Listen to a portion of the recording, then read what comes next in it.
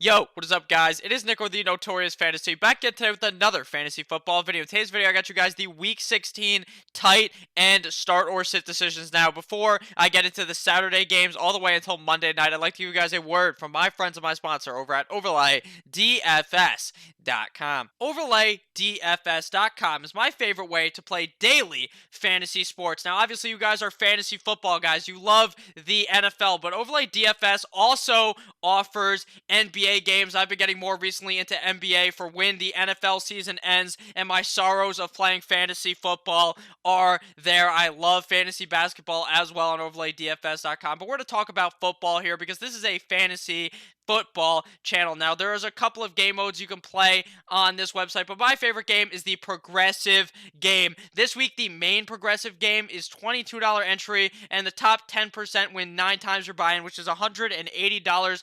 But if you hit the beautiful 12-0, you can win over $11,000, and it's going to continue to rise all the way until kickoff. It could be well over that by the time Sunday begins. So let's go into it, and let me show you guys how this works. It is very simple. You make 12 picks plus 3 alternate picks in case any injuries type or something like that has to happen, where that some games get voided. Now, right here, it's very, very simple. It is just one player versus another. Who scores more fantasy points? Anyone could do it. Even someone like me can. It's pretty easy. Drew Brees versus Ryan Tannehill. Dak Prescott versus Carson Wentz. Baker Mayfield versus Sam Darnold. Who scores many or more fantasy points? And there are many, many more options. So make sure you guys check out OverlayDFS.com. Link down below in the description. And we are back. Make sure to check out OverlayDFS.com. Link down below in the description. Let's get right into the video. Week 16 tight end start or sit decision. Now, the first game here is the Texans at the Tampa Bay Buccaneers. I'm going to be feeling a bit dangerous this weekend. I'm going to be starting up O.J. Howard into my fantasy lineup. Now, I know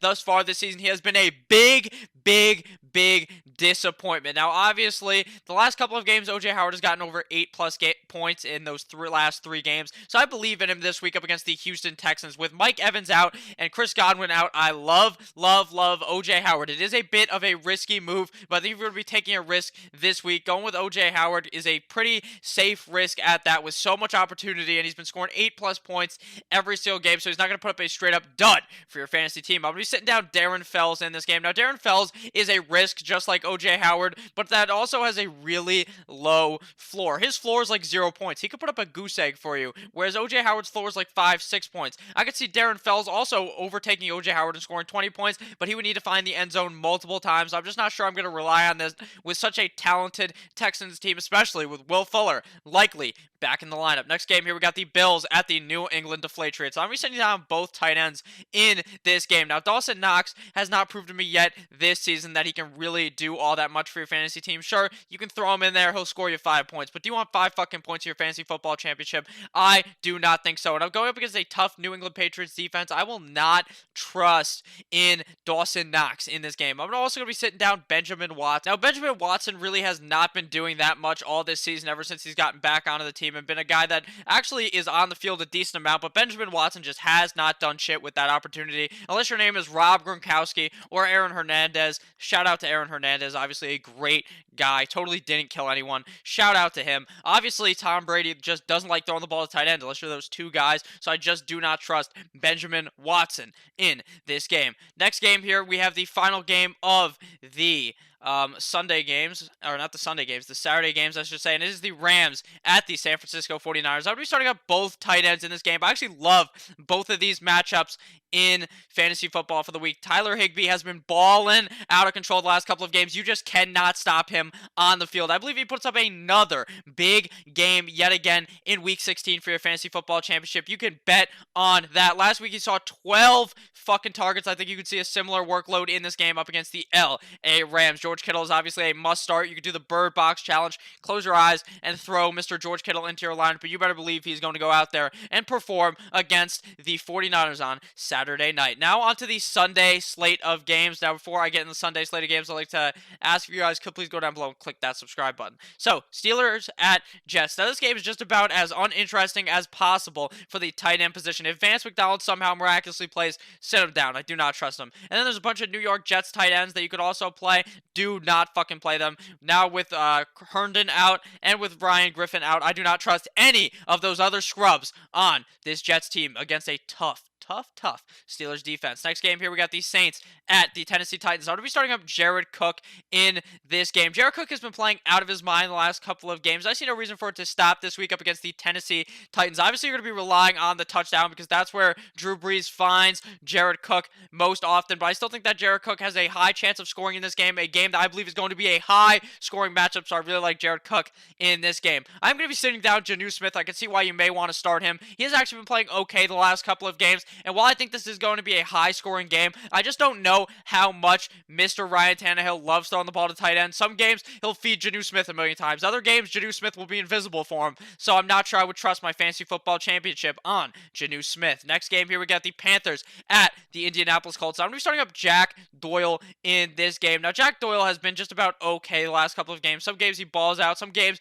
he is completely gone. Now, that is obviously a risk, but up against this Panthers defense, I'm going to roll the dice and throw him out there on to my fantasy football lineup. Obviously, the Panthers may be deflated in this game without Kyle Allen at the helm. It is now Will Grier, so I think that Jack Doyle may have even more potential to be on the field for even longer. Obviously, the Colts seem to just like to run it up, but Jack Doyle is on the field for these play-action pass plays. He's a very good blocker, so I think that Jack Doyle could see a big game this week. Probably not a top 5 guy, but definitely a top 14 type of option. I'm going to be sitting down Ian Thomas in this game. Now, I was kind of high on him the last couple of games. He has played quite well, but now with Will Grier at the quarterback position, I'm not sure how much he is going to target Ian Thomas. And if third leg Greg Olsen miraculously comes back in this week, obviously, you're not going to be wanting to start either of these guys this week. Next game here, we got the Bengals at the Miami Dolphins. Now, I like Mike Gesicki in this game. Ryan Fitzpatrick really does like throwing the ball at the tight end, and we have seen Mike Gesicki kind of fade out recently and not be as much of a target. But I believe in this game, up against the Cincinnati Bengals, who could not stop a single fucking player on the offensive side of the ball, their defense is going to get fucking skull-fucked in this game. Knock one time if you're with me.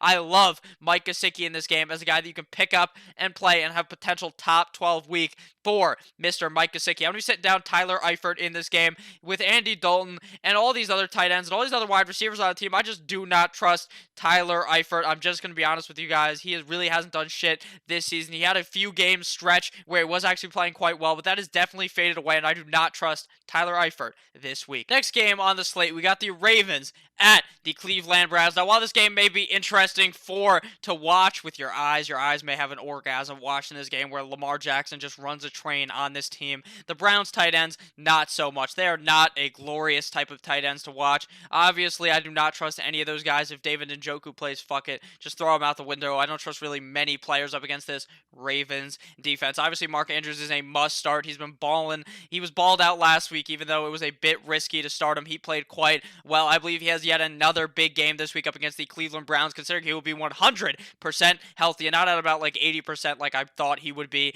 on that Thursday night game up against the Jets last week. Next game here, we got the Jaguars at the Atlanta Falcons. I like my boy Austin Hoop God in this game. I'm going to be starting up Austin Hooper in this game. This Jacksonville Jaguars defense is fucking atrocious against the tight end. I think that Austin Hooper could have a humongous game this week, and a game that has potential to honestly be a very high scoring matchup. The Falcons defense not very good. The Jaguars defense not really good. The Atlanta offense is actually not too shabby. Gardner Minshew and friends could be either amazing or terrible, but I do like Austin Hooper in this game to find the end zone, especially with Calvin Ridley gone the last couple of weeks. I'm going to be sitting down the Jacksonville tight ends. At the beginning of the year, it seemed like they had some tight ends that you may be able to stream, but now they're onto their third, fourth stringer, so there's no reason to play any of those tight ends in your fantasy football championship. Next game here, we got the Giants at the Washington Redskins. I'm going to be sitting down both tight ends in this matchup. Caden Smith, obviously, I doubt Evan Ingram plays. Evan Ingram is just going to be gone for the fucking season. A lost season for a guy that has a lot of talent. I'm going to be sitting down Caden Smith in this week. He's the backup for Evan Ingram. I do not trust him at all, even up against a trash-ass Washington Redskins defense. I'm going to be sitting down all the other Washington tight ends.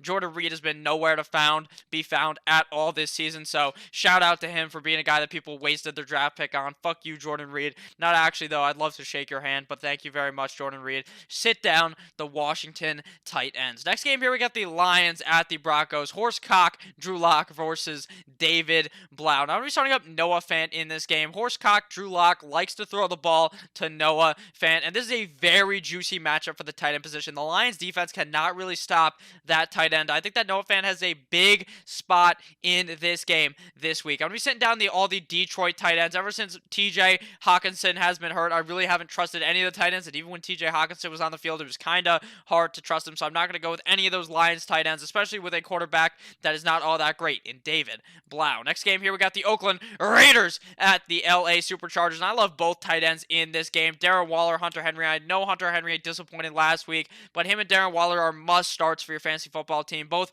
top 6 options in fantasy football. Obviously, if you sit these guys, you're fucking crazy, unless obviously you have one of those guys that's better, like Kelsey or Ertz or some shit like that. Next game here, we got the Cardinals at the Seattle Seahawks. I'm going to be starting up Jacob Hollister in this game. The Arizona defense is atrocious against the tight end position. I believe Jacob Hollister could have a very low-key, huge game on the week. I think that Jacob Hollister has potential to score multiple touchdowns. This Cardinals defense decides to close their eyes when they're trying to find the tight end position, and that motherfucker will just score at will on you. I love Jacob Hollister this week. I'm going to be sitting down all the other Arizona Cardinals tight ends. Next game here, we got the Dallas Cowboys at the Philadelphia Eagles. A game that actually does mean something. Even though the Cowboys should easily have ran away with this division, the Eagles have snuck on up to knock on the door and try to win this division. I'm going to be starting up both of the Eagles tight ends in this game, Zach Ertz and Dallas Goedert. Their whole wide receiver core on that team is fucking deceased. They are all dead. So Zach Ertz is going to need to step up in a big way, and so will Dallas Goedert. I love both of these guys in this game up against the Dallas Cowboys defense. I'm going to be sitting down old man Jason Witten. Jason Witten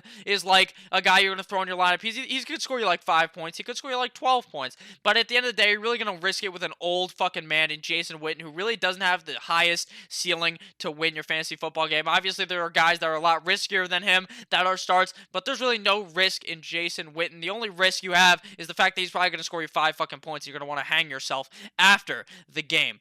Next game here, we got the Kansas City Chiefs at the Chicago Bears. I'm going to be starting up Travis Kelce in this game. Travis Kelce is obviously an automatic must start. Even up against the Chicago Bears defense, you better believe Travis Kelce is going to be slotted right into your lineup, but you better believe he's likely going to have a big game this week. I'm going to be sitting down all the other Chicago tight ends. And now on to the Monday night game. Packers at the Minnesota Vikings. I'll be sitting down both tight ends in this game. Kyle Rudolph does have some upside in this game, but now with Adam Thielen likely playing back into this lineup, I will not trust Kyle Rudolph, the red-nosed reindeer, even in the month of December in this game. Now that Adam Thielen is back, it really ruins all of his upside, and Jimmy Graham is a very hit-or-miss tight end. You throw him out there, he either puts up a fat goose egg and scores you 0 or scores you 15 points, and I am not risking my fucking fantasy championship on a guy like Jimmy Graham. So thank you guys all for watching this video. If at any point you end up enjoying, please click that subscribe button down below. Click on one of the videos that is on the screen over here or down here. I love each and every single one of you motherfuckers. Check out overlaydfs.com, link down below in the description. Make sure you guys have a wonderful, wonderful rest of your day. Goodbye.